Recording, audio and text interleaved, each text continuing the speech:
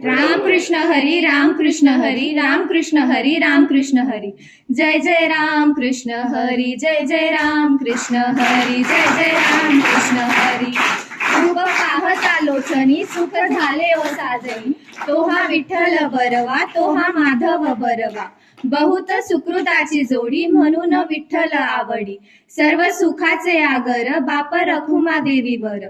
सुंदर ते ध्यान उभे विटेवरी, कर कटावरी ठेवूनिया. तुळशी हार गळा कासे पितांबर, आवडे निरंतर तेचे रूप. मकर कुंडले तळपती श्रवणी, कंठी कौस्तुभ मणी विराजित. तुका म्हणे माझे हेची सर्व सुख, पाहिन श्रीमुख आवडीने. जय जय राम कृष्ण हरी, जय जय राम कृष्ण हरी, जय जय राम कृष्ण हरी.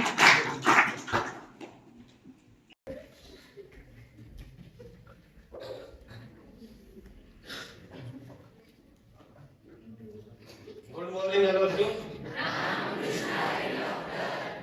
आज आपण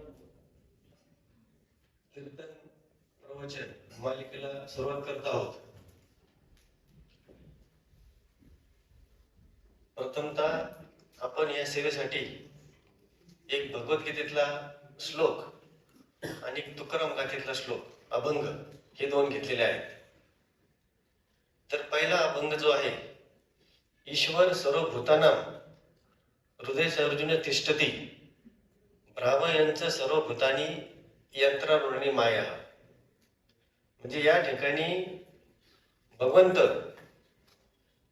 प्रत्येकाच्या हृदयामध्ये देव आहे आणि सर्वांचा जो चालक आहे तो श्रीकृष्ण भगवान आहे. यंत्र सर्वांचा आत्मा टू परमात्मा, असा या श्लोकाचा थोडक्यात अर्थ आहे.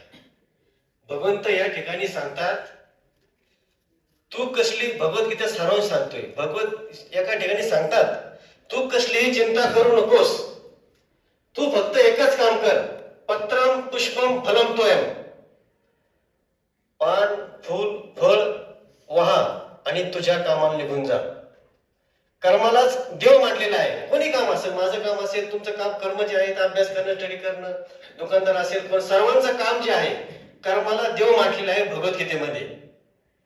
म्हणजे ह्या ठिकाणी भगवंत एकच सांगू शकतात की सर्वांचा माझा आत्मा आणि आत्मा एकच आहे. याचं उदाहरण द्यायचं झालं तर आपण दोन उदाहरण देऊ शकतो या ठिकाणी. पहिलं उदाहरण, समजा आपण असे 100 भांडी घेतली, त्याच्यात पाणी ठेवलं आणि चंद्राचा प्रकाश त्याच्यामध्ये पडतो. चंद्र एकच आहे पण 100 भांड्यामध्ये तो चंद्र दिसतो. म्हणजे एकच सर्वांच्या शरीरामध्ये आत्मा एकच आहे, फक्त तत्व जे आहे ते भिन्न आहेत. दुसरं उदाहरण ज्ञानेश्वर माऊलीचं देतो. या ठिकाणी ज्ञानेश्वर माऊली ज्यावेळेस लोकांनी असाच प्रश्न विचारला की सर्वांच्या शरीरामध्ये आत्मा एकच आहे, तर तू प्रूव्ह करून दाखव. तर त्यांनी रेडा आणला आणि रेड्याला सांगितलं, हा रेडा बोलेल का? माऊली म्हणले, रेडा बोलेल. मग सर्वात अवघड जी रुची आहे संस्कृतची, त्याच्या डोक्यावर हात ठेवला आणि सर्वात अवघड रुची तो रेडा बोलला. म्हणजे त्याचा आत्मा आणि आपला आत्मा, सर्वांचा आपला आत्मा, सर्व सृष्टीमध्ये सर्व ज्या वस्तू आहेत या सर्व देवानी निर्माण केलेल्या आहेत. एवढं लक्षात असणं, एवढं जरी झालं तुम्हाला समजलं तर पहिल्या जो श्लोक आहे त्याचा अर्थ आपला झालेला आहे. दुसरा आहे, आपल्या हितात जो असे जागता, धन्य माता पिता तयाचे या, कुळी कन्या पुत्र होती जे सात्विक, तयाचा हरिक वाटे देवा. गीता भागवत करती श्रवण, अखंड चिंतन विठोबाचे. तुका म्हणे, घडो माझी त्यांची सेवा, तरी दैव माझ्या पार नाही. या ठिकाणी जगद्गुरु तुकोबा आहे एका अभंगातून पहिल्या चारला सांगतात, आपलं हित कशात आहे. आपलं हित कशात आहे का दिनचर्या आयुर्वेदाने जी सांगितलेली आहे, दिनचर्या ऋतुचर्या सांगितले, आपण ब्रह्ममुहूर्त उठायला पाहिजे, त्याने वजन असतो. जी दिनचर्या आहे सकाळपासून संध्याकाळ आपण काय खावे काय प्यावे, आता आपण सर्व आयुर्वेदाचे विद्यार्थीच आहोत. पण या ठिकाणी फक्त थोडक्यात सांगून ब्रह्ममुहूर्त प्रत्येकाने उठावं आणि सकाळचं जे जेवण आहे ते 10 ते 2 आणि त्यातले त्या 10 ते 12 हा अतिउत्तम. आणि आहारामध्ये सर्व घटकांचा समावेश असावा. व्हिटॅमिन युक्त सर्व एकच असं चालणार नाही. षड्रसात्मक असेल, व्हिटॅमिन असेल, कच्चा असेल, याचा समावेश असावा. एवढंच आपल्या हितात जो असेल आत्ता. धन्य माता पिता तयाची या. धन्य माता म्हणजे ज्याचे आई वडील कधी धन्य असतील की ज्याचे मुलं गीता आणि भागवत याचं पठण करतील, देवाचं नाव घेतील. मग जगद्गुरु तुकोबारा सांगतात तरी माझ्या देवा पार नाही. त्या माणसाचं, त्या मुलाचं, त्याचं मी पायाची धूळ माझ्या मस्तकावर येईल. जो माझा रामाचं नाव घेईल त्याची पायाची धूळ ती माझ्या मस्तकावर. नामाचं महत्व सांगणारा हा दुसरा अभंग आहे. नामाचं महत्व कसं आहे तर असं आहे. जगद्गुरु सांगतात जो माझ्या नामाचं, जेथे माझा नामोच्चार होतो तेथे मी असतो. भगवंत सांगतात मी कसल्या देवाच्या कोणत्या धर्माच्या विरुद्ध नाही मान्य आहे, हे लक्षात घ्या. कारण का मला 3 नाव आहेत. राम, अल्लाह आणि जिजस हे 3 नावं मला आहेत. त्यामुळे मी कोणत्या धर्माच्या विरुद्ध नाही आहे. कारण का ईश्वर सर्व भूतानाम हे पुन्हा तेच पुन्हा येईल. म्हणून आपण शॉर्टकट सांगतोय. तर या ठिकाणी या जो दुसरा आहे तर प्रत्येकाने एकदा तरी कमीत कमी देवाचं नाव घ्यावं. आणि आहार हा आपला सात्विक असावा, षड्रसमक असावा. दुसरी आता मध्ये एकच गोष्ट सांगतो आणि पूर्ण विराम देतो. एकच गोष्ट सांगतो होतं संतांचं महत्व. नीट ऐका, गोष्ट संपून जाईल कारण गोष्ट 2च मिनिटे आहे. एकदा भगवंत पाठावर असे देव संतांचे फोटो ठेवले आणि त्यांची पूजा करायला लागले. तितकेच नारद मुनी गेले आणि मी देवा हे काय तुम्ही संतांची पूजा करता, काय संतांचं महत्व असं? तुला संतांचं महत्व ऐकायचं म्हणे हा जा म्हणे गावाच्या बाहेर एक बाबळीचं झाड आहे, तिथं सरडा आहे म्हणे. सरडा तो सरडा तुला सांगेल म्हणे. देवाची आज्ञा. गेले रामकृष्ण हरी रामकृष्ण हरी रामकृष्ण हरी. गेले त्या सरड्याकडे. अरे म्हणे सरड्या मला देवाने तुझ्याकडे पाठवलंय म्हणे. काय तो देवा संतांचा महिमा आहे तेवढं सांग. सरड्याने नारदाकडे पाहिलं. नारदाने सरड्याकडे पाहिलं. फडफड करत आला आणि नारदाच्या पाया जोडून मेला. काय झालं म्हणे? नारद म्हणे गडबडले. काय नाही पोहणं गेली देवाकडे. म्हणे देवा सरड्या मेला म्हणे, जाऊन दे मरू दे म्हणे. देवा सांगा तेवढा संतांचा महिमा. तुला संतांचा महिमा ऐकायचं म्हणे. जा म्हणे इथून एक 50 किलोमीटर अंतर पाटलाची शेती म्हणे. तिथे आंबराई म्हणे. आंबराई त्या आंबऱ्यामध्ये पोपट आहे म्हणे. तो पोपट तुला सांगेल म्हणे संतांचा महिमा. देवाची आज्ञा. गेले नारद रामकृष्ण हरी रामकृष्ण हरी रामकृष्ण हरी. गेले त्या आंबऱ्यात. नारदाने पोपटाकडे पाहिलं. पोपटाने नारदाकडे पाहिलं. पोपट पटपट करत आला. नारदाच्या पायाजवळ मेला. ते काय झालं म्हणे? सरडा मेला, पोपट मेला. तो न गेले देवाकडे. म्हणजे देवा सरडा मेला तसा पोपटही मेला, जाऊ दे मरते म्हणे.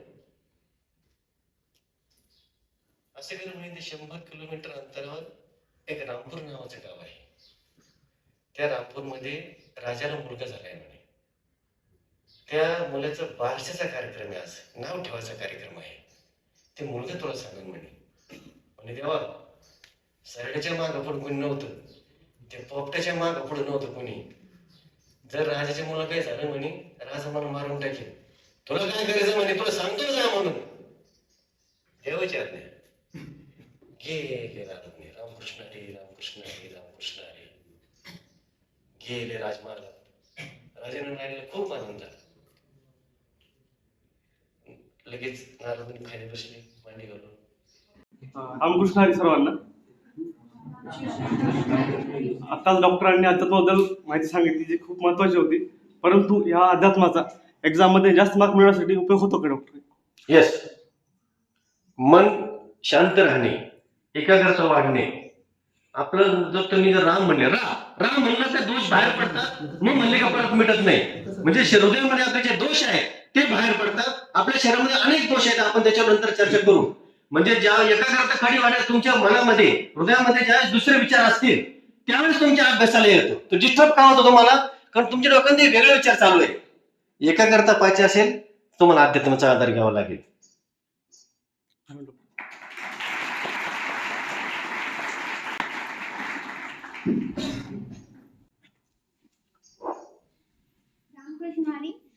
डॉक्टर, आजाराचा आणि अध्यात्माचा काही संबंध आहे का? येस.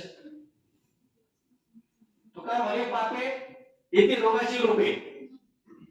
एखाद्या मनुष्याने समजा तंबाखूजन्य पदार्थ घेतले, दारू सेवन केली, घेऊन पाप तयार झालं, त्याला लिव्हर सिरोसिस होईल. तुका म्हणे पापे येथे रोगाचे रूपे, पापाचा आणि अध्यात्माचा. जर तुम्ही सात्विक आहार घेतला तर कसल्या प्रकारचं, तर अध्यात्म काय सांगतं की सात्विक आहार घ्या, ते सांगते. आजाराचा अध्यात्म तो संबंध आहे.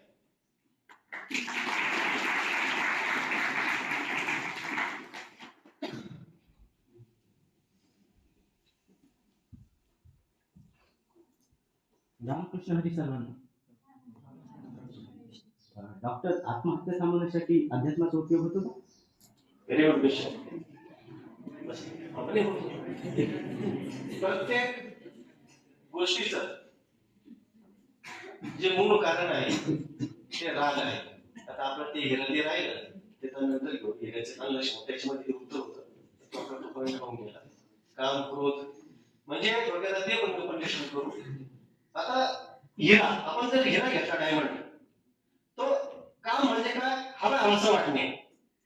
तो जर नाही मिळाला तर क्रोध निर्माण होतो. तिसरा पॉईंट, लोक अनेक हिरे पाहिजे, अनेक हिरे हवे. मोह म्हणजे हिऱ्यावर आपल्या शरीरापेक्षा जास्त प्रेम करणे, आणि आपल्यापेक्षा जास्त हिरा कोणाकडे असणे त्याला मत्सर म्हणतात. हा हिरा फक्त माझ्याकडेच आहे आणि याच्यापेक्षा जर महाग असेल, भारी असेल, तर कसले बोले.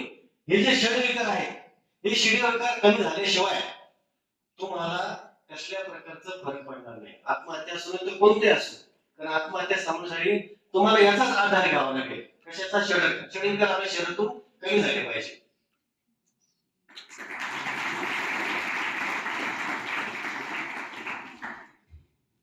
रामकृष्ण हरी सगळ्यांना. Doctor, what is the best time to do meditation? Standard time तुम्हाला जो आहे ते सांगण्यापेक्षा मनाचं जे आहे ते सांगतो. म्हणजे जसं आपण लॉ ऑफ अट्रॅक्शन घेतला, तुम्ही जर म्हटले हे पुस्तक मी 8 दिवसात, म्हणजे चारित्र्याचं पुस्तक मी 8 दिवसात वाचणार आहे, इट इज ट्रू. आणि तुम्ही जर म्हटले हे पुस्तक माझं 8 दिवसात शक्य नाही आहे, इट इज ट्रू. हे काय सांगतंय? मन एकाग्रता. मेडिटेशनचा स्टँडर्ड टाइम 4:30 to 5:15 AM असा आहे.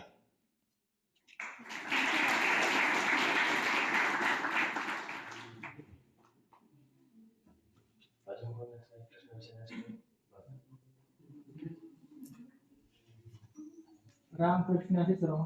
डॉक्टर, लंघनाचा अध्यात्माशी संबंध आहे का?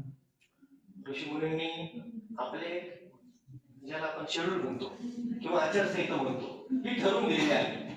लंघन केल्याने काय सांगितलं? लंघन 15 दिवसांनी एकदाच करावे किंवा अनेक समाजामध्ये महिनाभर उपास करतात. जर लंघन केल्यामुळे ज्या विकृत पेशी आहेत त्या नष्ट होतात.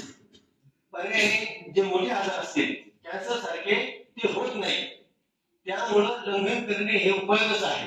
आणि प्रत्येकाने लंघन केलं पाहिजे. नाही कमी देतात 4 तासाचं, 6 तासाचं, 8 तासाचं, 1 डे, 12 तासाचं प्रत्येकाने हे केलं पाहिजे.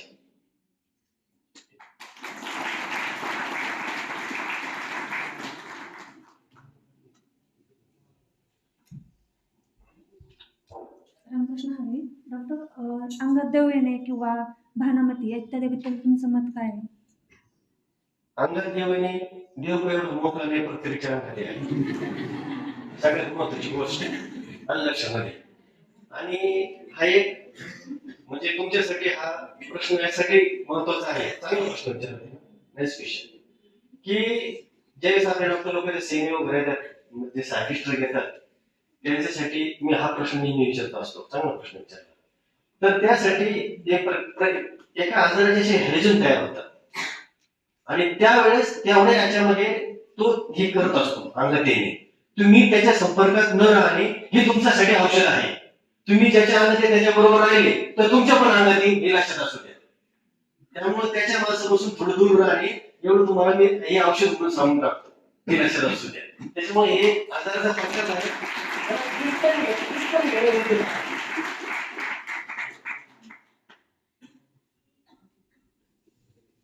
अरे डॉक्टरांनी आताच आपल्याला खूप छान असं उद्बोधन केलं. मागच्याही वर्षी आमची जेव्हा बॅच नवीन आली होती, नवीन आलेल्या बॅचला असाच कीर्तनाचा कार्यक्रम घेतला होता. त्याचं महत्त्व तुम्हाला आज नाही कळणार. आज जे कीर्तनाचा कार्यक्रम झाला त्याचं महत्त्व आज नाही कळणार. पण जसं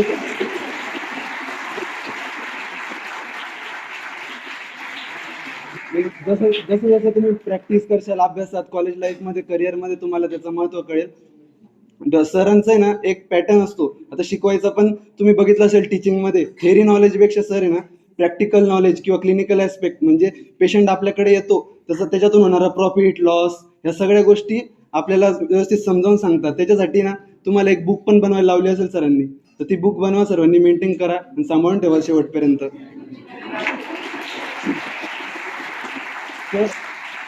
सर ना सर आपल्याला एकदम फॅमिली मेंबर सारखं ट्रीट करता. इथं कधीच वाटू देत नाही आपण आजारी पडलो, आजारी जाऊ दे, पण असं वेगळा बी काही प्रॉब्लेम असला तर आपण सरांना बिंदास सांगू शकतो. इतके कम्फर्टेबल आपण सरांशी होऊन जातो.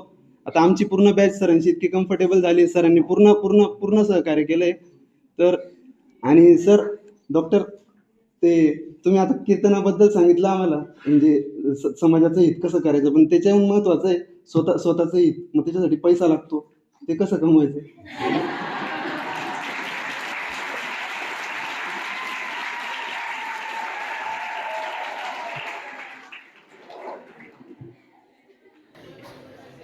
चांगले आहे त्याचे पैसा प्रत्येक गोष्टीसाठी, कारण कीर्तन करून या देवदेव करून काय आपलं उदरनिर्वाह होत नाही आहे. सर्वात महत्वाचं म्हणजे त्यांनी प्रश्न विचारला, पण आता मी तुम्हाला आजही सांगतो, आजही तुम्हाला 5-10 हजार रुपये मिळतील अशी माझ्याकडं प्लॅन आहे. पण आता गमत काय होईल याच्यामध्ये, मी जर तुम्हाला एक प्लॅन दिले तर तुम्ही अभ्यासाकडे दुर्लक्ष करणार नाही आहे. मी तुम्हाला प्रॅक्टिकल सुद्धा जाऊ नका 4.5 वर्ष हे पण तुम्हाला ऍडवाइस करत असतो. कारण आता पहा हे सेकंडरीची पोरं जात 1-1 महिन्यात जर पेशंट पाहायला लागले, तुम्ही जर पेशंट पाहायला लागले, पैसे कमवायला लागले, तर तुम्ही इकडे फेल होणार. आपलं उद्देश काय आहे, डिग्री घेणं. या 1.5 वर्ष भरपूर इंटरने आहे. 1 वर्ष खूप झाले. मी तो 1-1.5 महिन्यामध्ये आले पाहिजे तुम्ही शिकता, 1-1.5 महिन्यामध्ये, हे लक्षात घ्या. त्याच्यामुळे तुम्ही विनाकारण आता पैसे कमवायचे, इंटरव्ह्यू मध्ये कधी या, माझ्याकडे भरपूर प्लॅन आहेत. लाखो रुपये सुद्धा किती असून द्या. आणि लक्षामध्ये तुम्हाला अनेक एकासाठी तुमची जजमेंट घेणार, याच्याकडे काय शेती, त्या पद्धतीने याचं काय, म्हणजे अशा पद्धतीने प्रत्येकाला मी ऍडजस्ट करू शकतो. म्हणजे असं काही नाही सगळ्याला एकच देईल. म्हणजे असे अनेक आपल्याकडे प्लॅन आहेत. मी तुम्हाला मागं पण सांगितलं किंवा तुम्हाला कोण लागतं, मागं एक बॅच नाही, ते म्हणे 4-5 जण तिने गोळा केले, तो म्हणे मला कंपनी टाकायची औषधाची, मला अजिबात टाकायची नाही कंपनी. तुम्हाला अटॅक करून घ्यायचं का, आजार करून घ्यायचं का, म्हणजे कसं काय, म्हणजे आपण एकदम एवढे मोठे नसतो. आपण इकडून पैसे गोळा करतो, 5-10 लाख रुपये बँकेत भरतो, लोन काढतो, ते कर्माचा स्टॅम्प, माल येणे, रिझर्व्ह ठेवणे, परत विकणे, हे स्ट्रॅटेजी आपल्याला जमत नाही. ते मोठेच ते करू शकतात. त्यांचं नाव विकतंय. रिलायन्स जर विचार केला तर ते नाव विकतंय. त्यांनी फक्त सांगितलं मला 100 कोटी रुपये पाहिजे, तर हजारो कोटी रुपये जमा होतात. कारण का त्यांचं नाव आहे. आपल्या कोणी पैसे बँकेशिवाय कोणी पैसे देत नाही आपल्याला. त्याच्यामुळे हे कारखाने काढायच्या कोणी मार्केट पडू नका. तुम्हाला काय जे वाटेल त्यावेळेस मला सांगा, मी तुम्हाला चांगली आयडिया देतो. तुम्हाला जे वाटेल ते औषध मी तयार करून देतो. आता जर तुम्ही म्हटले सर मला हे बनवून द्या, तर माझ्याकडे सगळी रेडी सगळी सिस्टीम. तुम्ही काही सांगा मला, सर मला हे औषध बनवून द्या, ॲलोपॅथी असो आयुर्वेद असो, मी तुम्हाला लगेच म्हणून देऊ शकतो. आणि त्याच्याला मला 1 रुपये सुद्धा गरज पण नाही. हे पण तुम्हाला आजच सांगतो. मला त्याची काही तुमच्याकडून प्रॉफिट घेणार नाही, आजही घेणार नाही, उद्या घेणार नाही. तुमचे नो लॉस नो प्रॉफिट. फक्त तुमचे काय जीएसटी वगैरे ते असेल ते काय असेल नियमाप्रमाणे भरावा, बाकीचं मी काही सांगणार नाही. अवश्य इंटरमध्ये या डॉक्टर, कोणी या, आपण तुम्हाला अनेक प्रकारचे आयडिया देऊ शकतो. त्याच्या शब्दाने मी बांधील राहील.